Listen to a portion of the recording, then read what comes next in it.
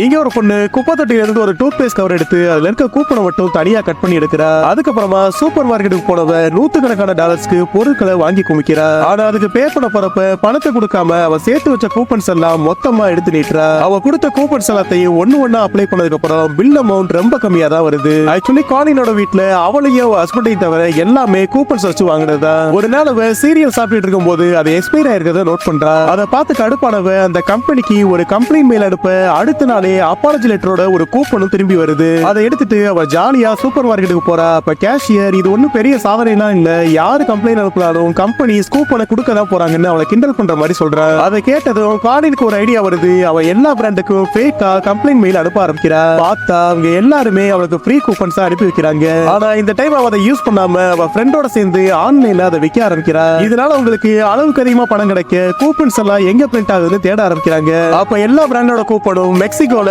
ஒரே இடத்துல பிரிண்ட் ஆகுதுன்னு தெரிஞ்சுக்கிட்டவங்க இல்லீகலா இங்க வேஸ்ட் ஆகிற கூப்பன் எல்லாத்தையும் வாங்க ஆரம்பிக்கிறாங்க.